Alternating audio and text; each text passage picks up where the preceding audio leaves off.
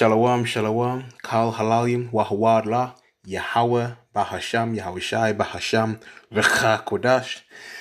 Double honor to the elder apostles and the elder bishops and the elders of the Great Millstone GMS who rule and teach Yahsha'Allah well through the Spirit and are our true teachers for the nation of Israel on earth today. Okay, leading the flock by example. Peace, blessings, and mercy goes out to the Bayath, Shada Wadah, the house of David, tabernacle of David. Alright, scattered abroad throughout the four corners of this earth, beginning with the 144,000 on down. Yahweh Ratazar, Lord willing, this lesson is indeed edifying. So, yep, quick hit. Alright, World War III update. Okay, things are moving fast. Okay, alright. The Lord is a man of war, the Lord is his name. Yahweh is his name. Okay, so he's stirring these nations up, man. Okay, you know, we are certainly in the end times, man. We're hearing wars and rumors of wars. Alright, okay. Okay, he's stirring, the minds of these kings to, to move the way they're moving.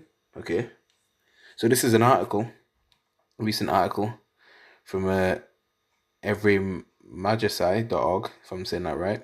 And I'll put the link to this news article in the description box beneath. And it's recent, it's put up on the 11th of October, 2025. And it says, Putin warns of nuclear arms race as treaty nears end.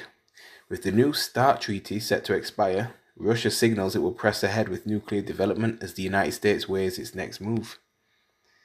At a time when global security feels more fragile than ever, Russian President Vladimir Putin has delivered a stark message.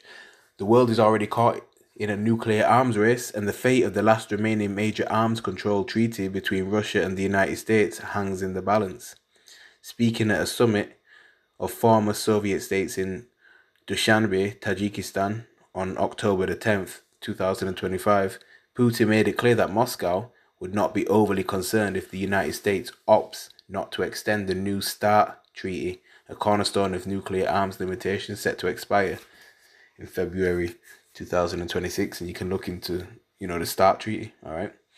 The new START treaty, first signed in 2010, has been a bulwark against unchecked nuclear proliferation between the two superpowers. It limits each side to 1,550 deployed strategic nuclear warheads and 700 delivery systems, including missiles and bombers, and allows for mutual inspections and data exchanges to ensure compliance. Yet, as the clock ticks down to its expiration, the future of this framework is increasingly uncertain. Alright, so hey man, this is exciting news. Things are surely heating up, man. Okay. Also, Ukraine is Russia cut the power in Ukraine. Okay, so it's looking terrible out there. All right. Yeah, Russia demolishing the Ukraine, man. Okay. But yeah, man, we're certainly in the end times. It's the book of the prophet Isaiah, chapter 13, verse 17. And it reads, Behold, I will stir up the Medes against them, which shall not regard silver, and as for gold, they shall not delight in it. Right, these are the Russians, modern day Russians. Okay. Their bows also shall dash the young men to pieces, and they shall have no pity on the fruit of the womb. Their eye shall not spare children.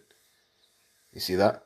So hey, there's no bribing these Russians off. There's no paying them off. There's no amount of money or gold that's going to pay them off. World War III set to happen, man. It's prophesied in the Bible. Okay. All right. And hey, when them missiles are shot onto Babylon the Great America, all right. Okay, Russia's not going to care about the children playing in the park, all right. The elderly women in a daycare home or whatever. Okay, little babies being pushed in a pram. Nah, that's not going to come across their mind. They are going to fully, all right, let loose on Babylon the Great America. All right.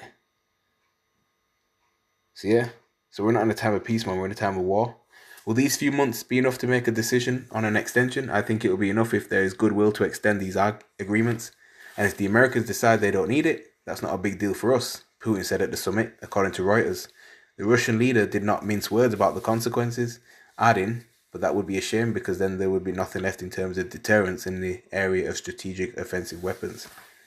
And my man can speak English, man. Alright, and he's fluent in German as well. Alright. Putin's remarks come amid a backdrop of heightened tensions between Russia and the NATO alliance, with the war in Ukraine continuing to fuel distrust and accusations on both sides. Western allies have charged Russia with airspace violations, sabotage plots, and cyber attacks, allegations that Moscow flatly denies. As both sides dig in, the risk of a direct confrontation has become, in the words of many analysts, alarmingly plausible. Yeah, man, so things are happening, man. Revelation chapter 11 verse 14, it reads, "The second woe is past, and behold, the third woe cometh quickly." World War One has passed, World War Two has passed, right? And World War Three, it's pretty much here. It's just not gone fully nuclear yet. We're just waiting for the mandatory implementation of the RFID micro to the C to the hip. Okay, the MOTB, digital law. All right, and it wasn't that much of a difference.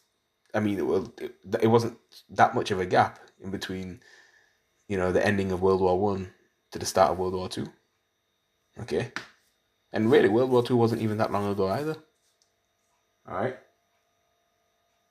Oh yeah. Meanwhile, people in Sweden are getting micro C-hipped, which they've been getting that for over a decade. All right, with their C-hip parties. Oh yeah, they got micro C-hip parties.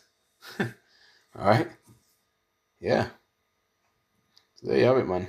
All right. Again, I'll link this article in the description box in this title. But with that, all right, I'm gonna say shalom to the next show.